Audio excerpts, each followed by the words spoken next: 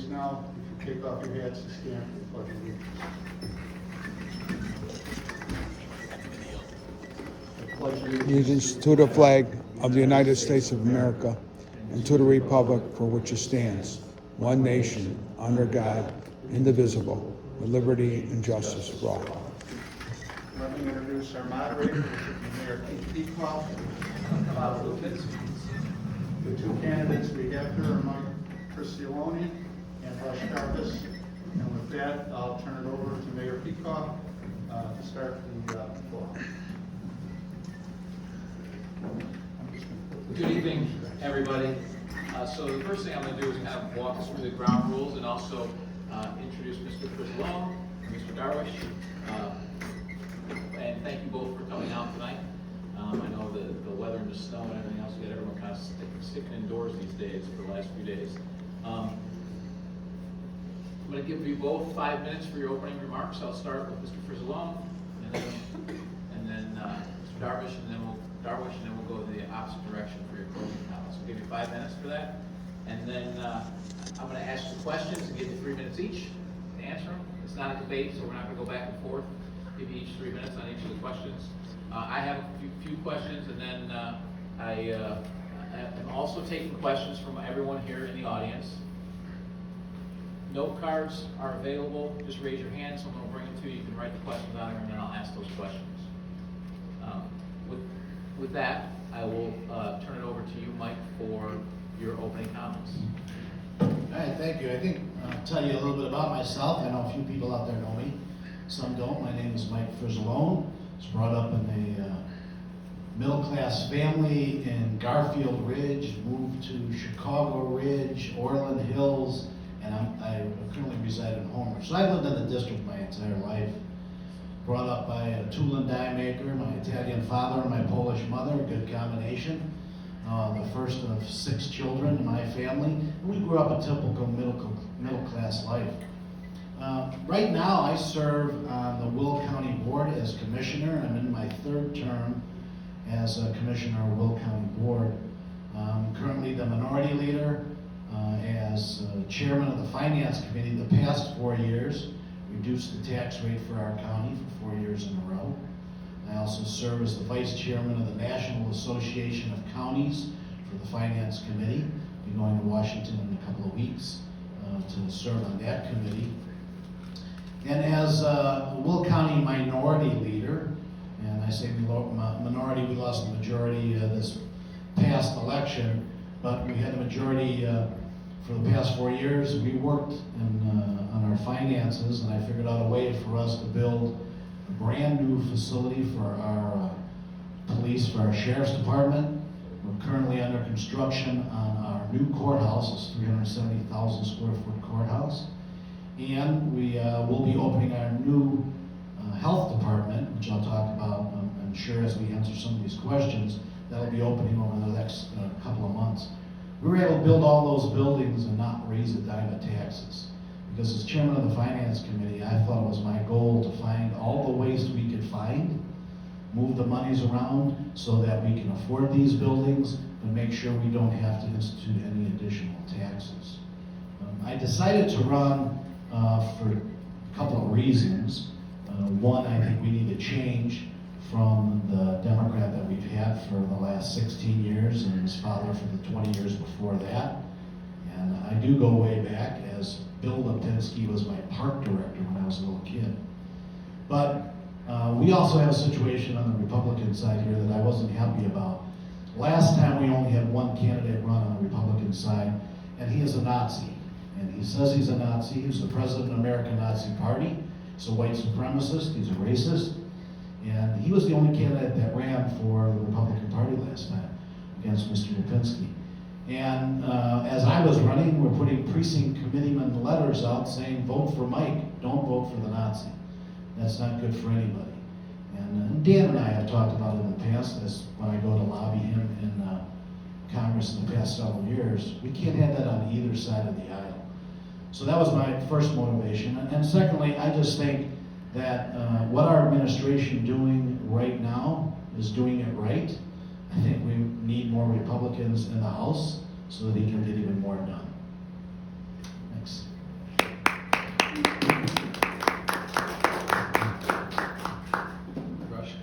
Good evening, everyone.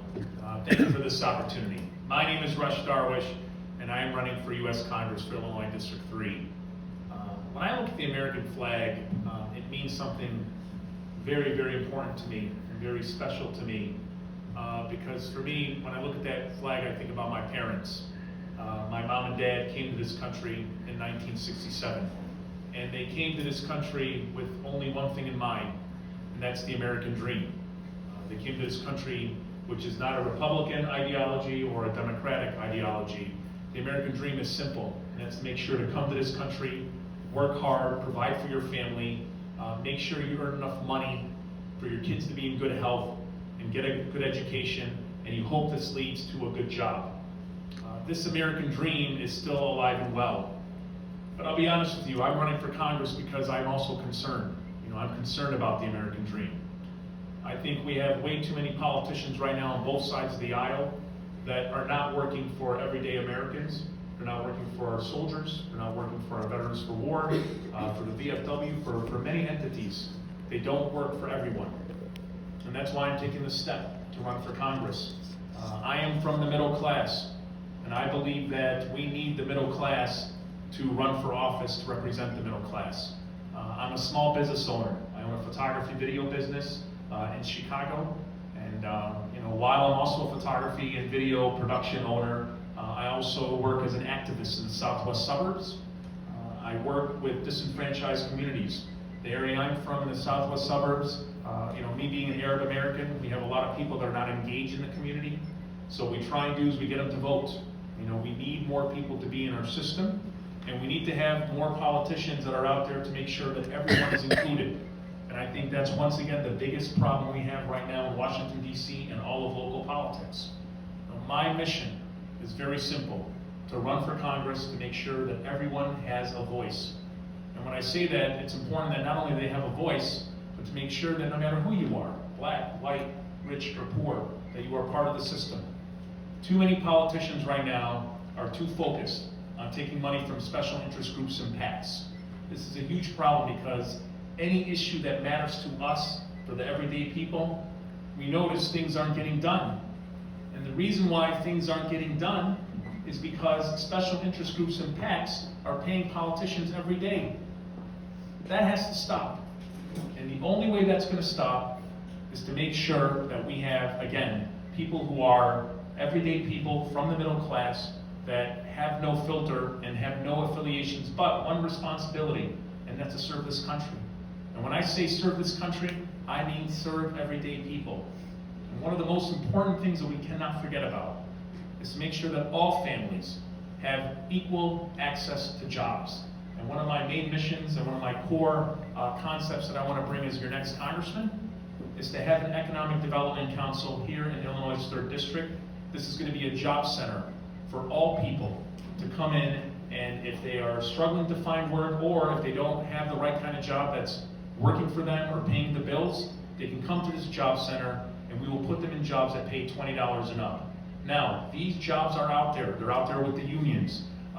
They just need certain certifications, certain training. And right now we don't have that outlet that's consistent, that'll put people on the path to work. And this is my vision as your next congressman for Illinois 3rd District, and to make sure that everyone, and I mean everyone, is included in the process. And right now, I believe that our current congressman does not work for everyone.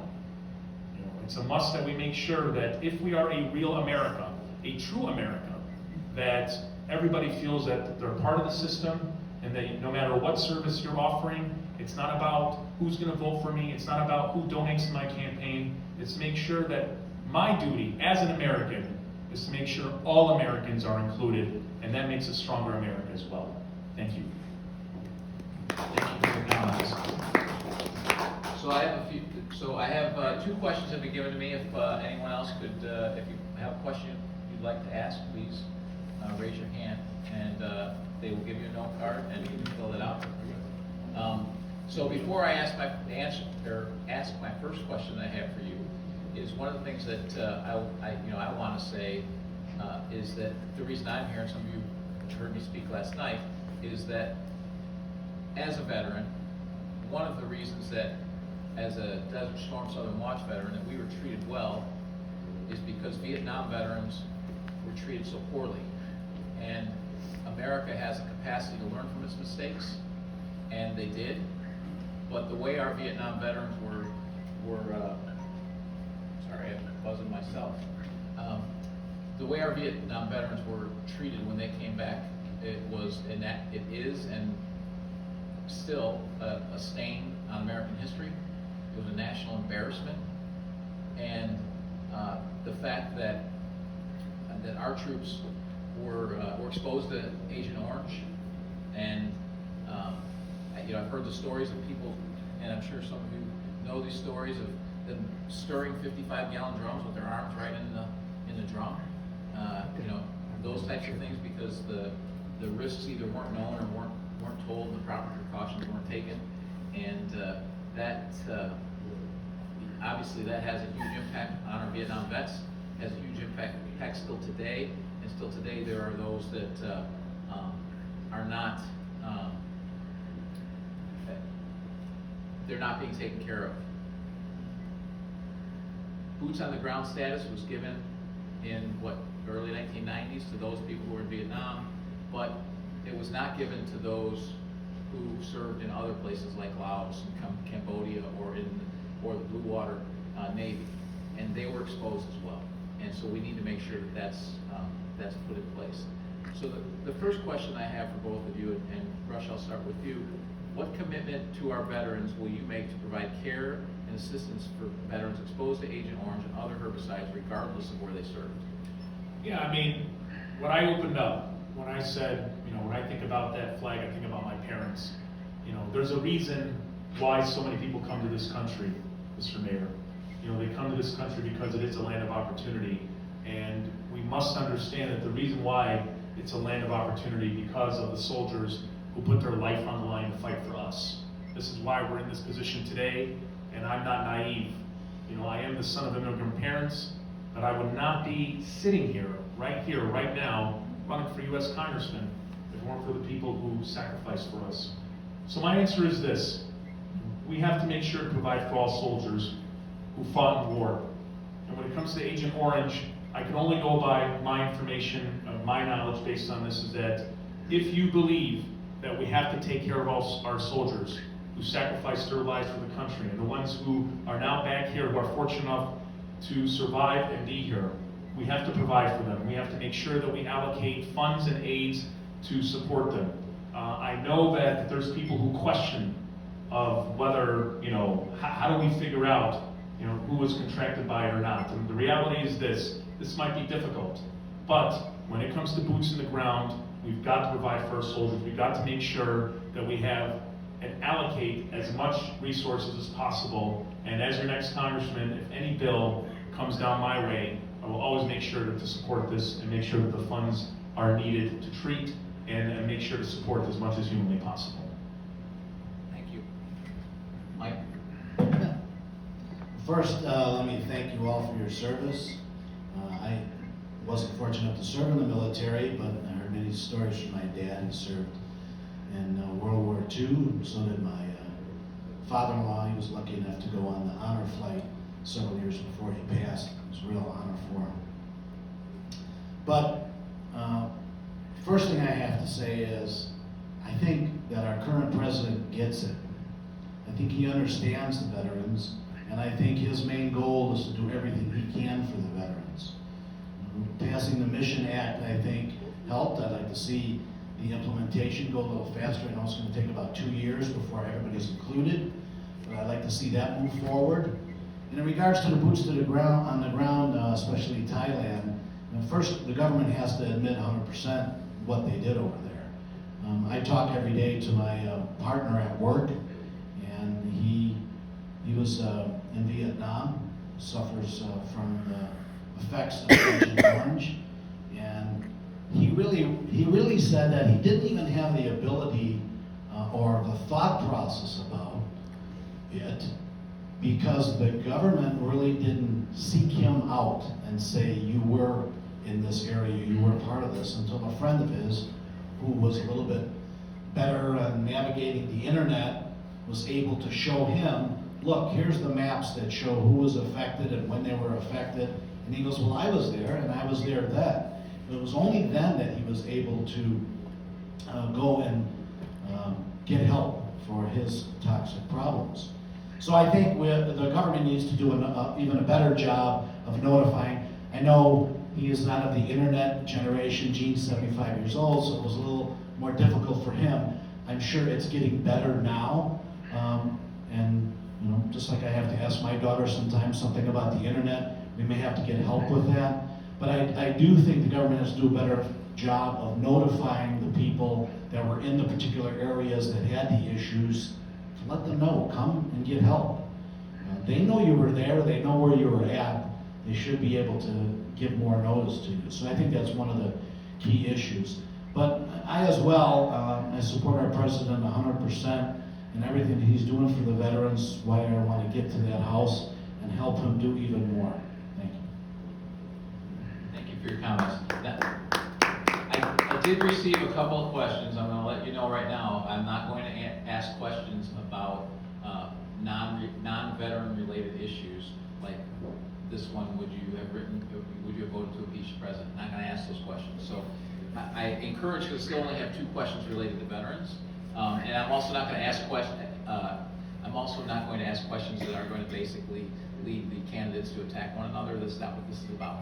So, so please ask me. Get some questions about veterans. Please raise your hand because I only have a couple here. So one of the questions here is, veterans group are 501c14. Why are we not tax-free? I think they meant to say 501c4. Why are we not tax-free? Mike? That's a good question. It should be. We have a lot of 501Cs out there now that do way less than the veterans groups do. I think that it's just automatic that I would push for that. We need to allow you to be able to do charitable things for people and not have it cost you money. It doesn't make sense. People want to donate, people want to do fundraising things here at the VFW and American Legion. Why wouldn't we do that? So obviously it's got to be the whole House and Senate that gets together on that. I'm sure the president would be 100% on board with that issue. Yeah, and I think it's important to establish right here that when it comes to our soldiers, it should never be, in my opinion, a Democrat or Republican issue. It's an American issue. And and I agree with you, Mike. I think sometimes we have this idea of this perception that the media tries to paint that every issue that a Democrat and Republican have that we have to disagree. That's not the case. The reality is this, that when it comes to a charity status, that yes, we should make sure that we should give our veterans every opportunity to be successful. And when it comes to, yes, fundraising, different organizing to make sure to raise money for the cause, that opportunity should be extended. And one of the things I would like to propose as an ex-congressman is we need to have a council that's right here in the 3rd district, so we can hear your ideas, hear your concerns. And this is the message we need to take to Washington, D.C., so that when bills come through, when legislation comes through, you're not acting alone. You have an army, no pun intended, of people who are backing you to make sure that when there's decisions that come through, that your voice is heard. And I think that's important. Thank you very much for your comments. So the next question that I have is very important. And we see it not only with veterans, but we see it with civilians as well. But according to the Veterans Administration, veterans are twice as likely as civilians to die by suicide. How do you propose to address this problem?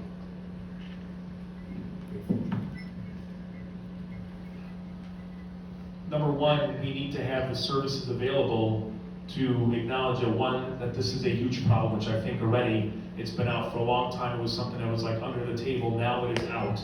And I think once again, it goes back to not having the services available and making sure that when our soldiers come home, that the access is there. And I think a lot of times soldiers don't believe that the access is there. And as your next congressman, we have to make sure that when we cover our soldiers, that they are taken care of from A to Z. And when it comes to the mental health aspect, Number one, when they step up, we have to have access to them to make sure that we help them immediately. And I think sometimes too many soldiers come home and they're not receiving that attention. We have to have the service that's available when they come home, that we immediately reach out to them, make sure to communicate to them, and make sure we understand where they're at and what kind of services they need from every aspect, from mental health to jobs. And right now I think we're falling short on that, and it's something that we have to address as soon as possible. Thank you. You're right, Mayor, 24.8 per 100,000 suicides in 2018. That's terrible. But I will say that it is an issue across America. It's not just the vets. The vets are a lot higher. We're trying to do everything we can on Will County, our VAC people here. And we've tried to do everything we can to bolster that. There's some stuff happening at the VAC I can't talk about yet in Will County, but we're trying to make it even better and bigger and more opportunity to reach those services. Just like at the Will County Health Department, we're increasing our mental health department. And so that can be accessed by anybody, vets included. But I think we do need to bring more of the services closer to the people that need them. Mission Act helps with that. Again, I was just talking today with my coworker who has a friend, a younger friend, who has some real mental health issues from his service time, which was very recent. And of course, you all know this, family first. The family has to get involved and make the person feel comfortable talking about it. I know you have support groups, but they also have to feel comfortable with the provider. And that's where private healthcare providers, if they feel comfortable with them, we have to let them go there. Not just because they're 30 or 40 miles away from the VA.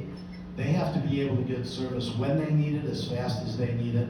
And I would push for measures that expand on the Mission Act so that we can do more of that.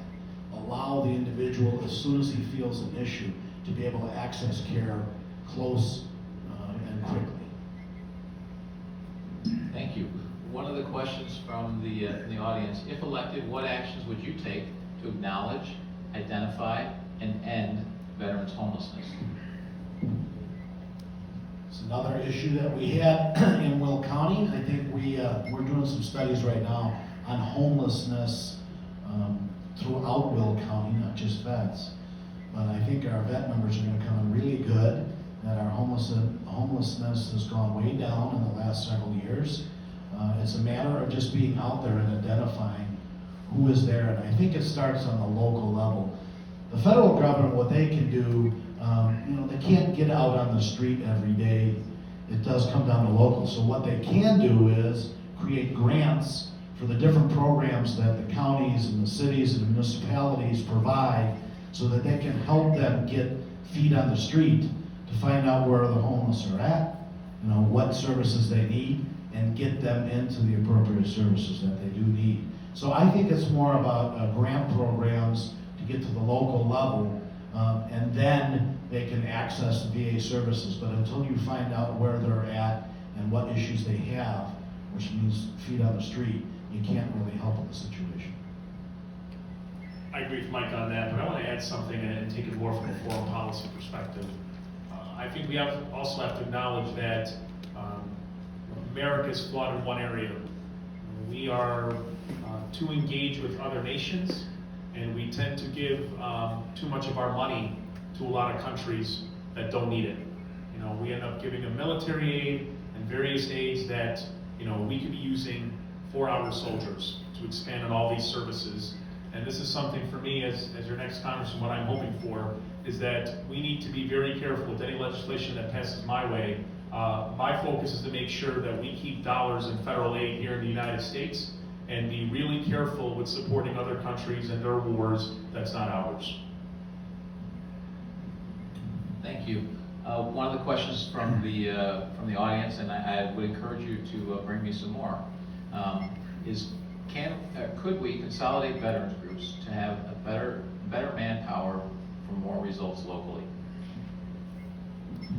Absolutely. And I think one of the things that we have to do is we have to simplify things. and I'm gonna take it back to the idea I had with the Economic Development Council. You know, we need to have a hub where veterans can come and know that at least when it comes to working, that they'll be first in line to get these jobs.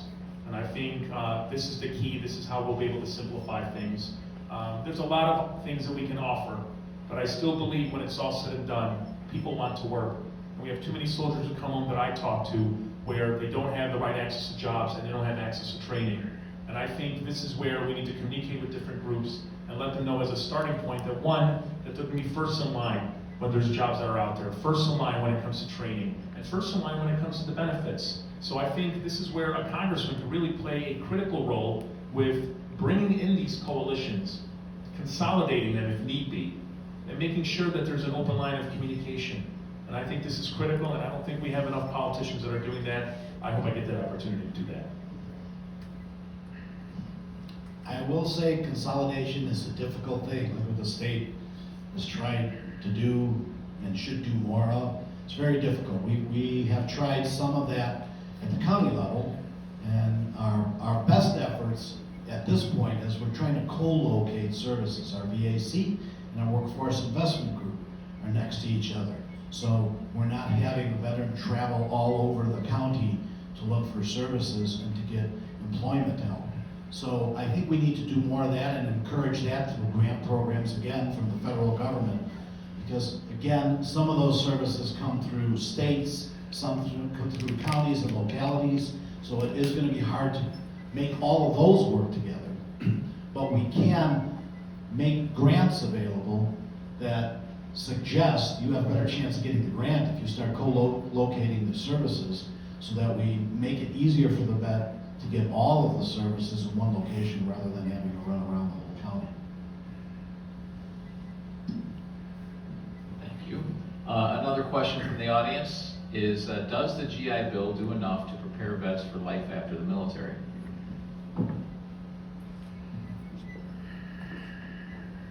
Well, I guess you'd have to tell me that. I have another, I had a lot of vets at my office, and we only have 20 people working there.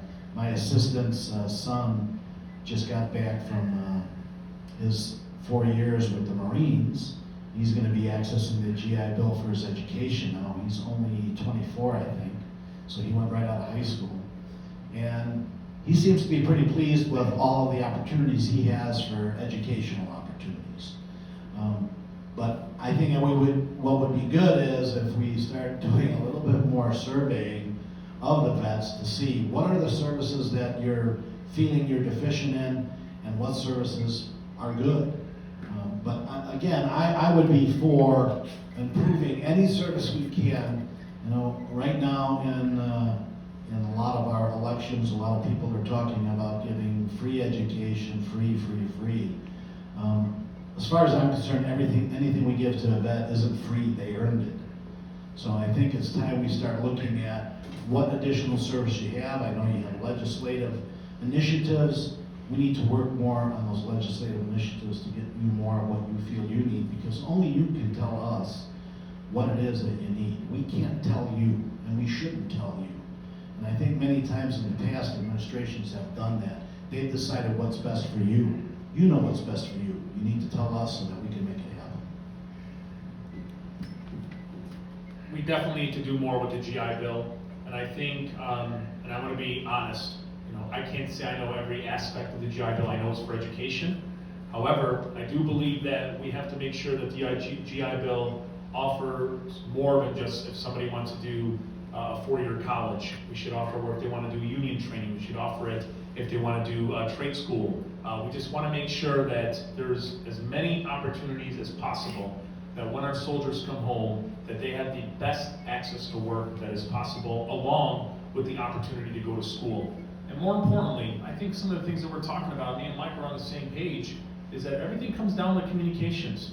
You know, we have to make sure that when our soldiers come home is that there is an open line that is ready and waiting for them from every aspect that they need. When it comes to jobs, homes, when it comes to their health care. I don't know if we're doing enough from the standpoint of having that streamlined system. And this is something I think we could both collectively agree on, that there has to be a center for this. And the GI Bill is definitely a starting point where I think we could do more. Okay, I have another question here for you from the audience. How can we get a better VA response to healthcare? I was told to wait 3 months to see a doctor for a reappointment on a recurring condition. Yeah, this is, I have a running group that I do every Saturday morning, and several of the people who run in this group, based out of Oak Forest, they tell me these stories. And, it breaks my heart that these are the stories of, people with a sprained ankle or a broken leg. I mean, they will sit for 5-6 hours waiting to get served. And this has become just simply, again, recognizing that it's a problem and making sure that it's not just an issue of funds, because I think we're always talking about that in government.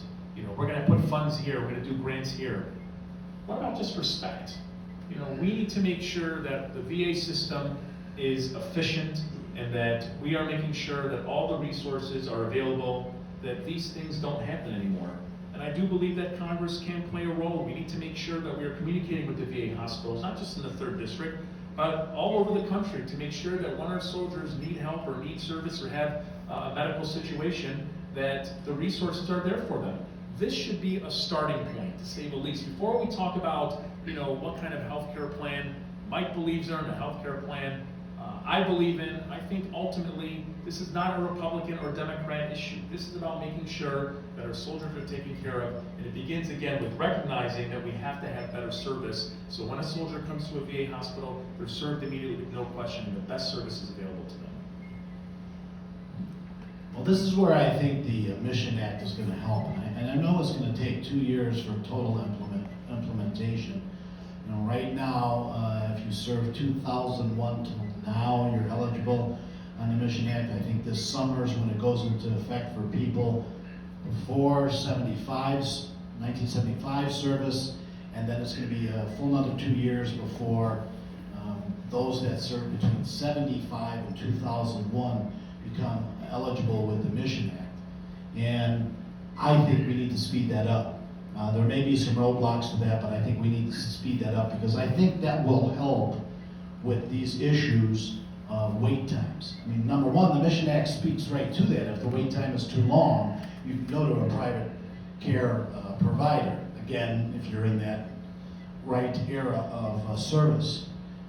But what that will eventually do is take some of the pressure off of the VA hospitals and doctors, so that when you do go there, there's more care providers available, because some people will be going to the private sector for that. I also think that what should be part of this, which I don't think it is that private sector examinations and their feelings about what you need and their diagnosis should be able to be admitted to the VA, and I don't think that's part of it yet. So I think that needs to be added to the Mission Act as well.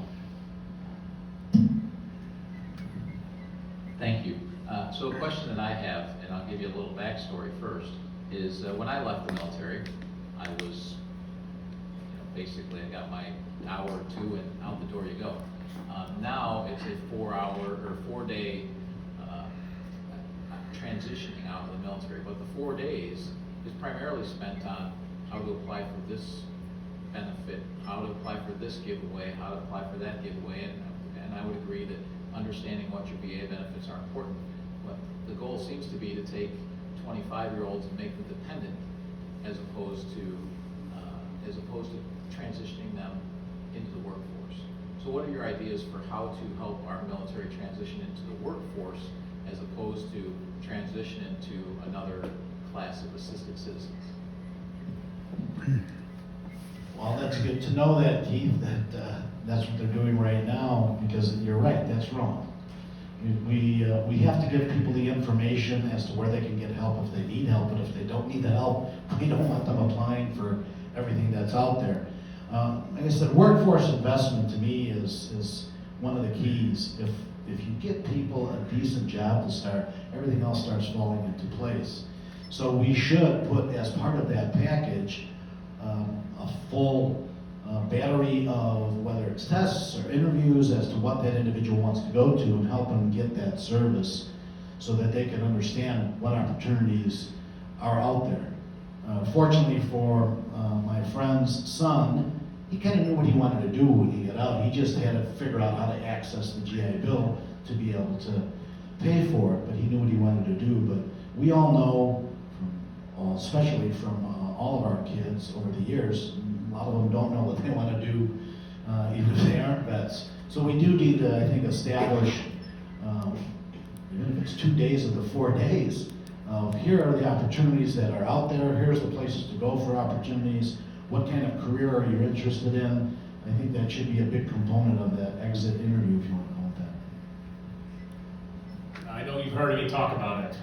We need to have a hub that I would call the Economic Development Center of Illinois' 3rd District. We need to have a hub, a place where people can come to, that they can walk in, and somebody's gonna be able to sit with them and guide them into jobs that are out there, jobs where they would need to get certification, jobs where they can get training, or jobs they can start immediately.